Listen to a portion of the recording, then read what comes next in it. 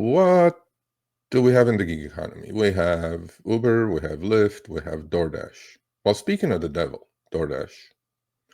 I use DoorDash. I order food once in a while. I know I'm overpaying for it, but I'm paying for the convenience of it, right? Okay. I use Uber Eats. I don't think I've ever used Grubhub. So those two, I order food. If they send me some sales or whatever, some, discounts, I use it. Otherwise, I'll go pick up my food. Can I order every day? Yes. Can I afford to do it? Yes. But it just doesn't make sense to me that for a burrito with delivery fee, service fee, tip, and this fee, and the restaurant's pricing is 20% higher because Uber and DoorDash collect 20-30% from the restaurants anyway, because the menu items are priced exactly 20-30% higher if you're ordering online than as opposed to going and picking it up. Most of the time when I'm ordering, the restaurant is a mile or two away. Just get in the car and go get it. But no, DoorDash exists because they created this addiction again, conviction and addiction. Well, guess what? DoorDash and a company called Klarna, which is about to go public, by the way, shortly, announced yesterday. This is not a joke, people. This is where we are. If this is not a sign of the economy being stretched, if this is not a sign of credit card crack addiction to the max, then I don't know what is. So, again, this is not a joke. I'm not spoofing anybody here, okay? Yesterday, so Klarna, by the way, I trade a stock called Affirm. I'm a fan of it. Well, now Klarna is the biggest competitor in the arena, and they're going public. All right. What is Klarna? Something called BNPL, Boy, Nancy, Paul, Larry. What does BNPL stand for? Buy now, pay later. DoorDash and Klarna signed an agreement yesterday that now you can order tacos from Taco Bell and break it into installment payments for tacos, for burgers, for food.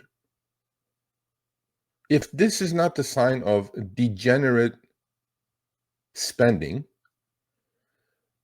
I have so much to say about this, but I'm going to keep it short. So going back to the topic, DoorDash is now allowing customers to finance their food delivery orders. This comes as U.S. credit card debt, just like I said in the previous segment, hit a record of $1.2 trillion. FYI, people, when you're ordering food, you have a credit card or a debit card, hopefully a debit card, attached to your account. Otherwise, you won't be able to do it. If it's on a credit card, and you go buy a Big Mac meal or whatever you're ordering, or El Pollo Loco or Taco Bell or Chipotle, if it's on a credit card and you carry that balance forward, you just started paying 30 to 40% interest on that balance while you ate the food, went to the bathroom, got rid of it the next day. But now we're stretching it to the next level, okay?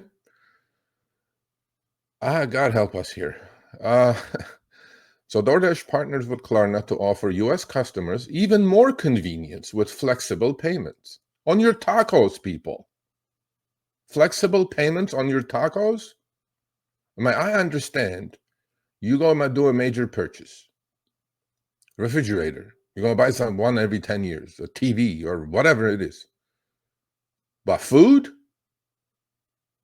I don't know. I think this may be wonderful for the companies. So DoorDash announced a partnership with Klarna, which gives customers 3 more payment options on the app.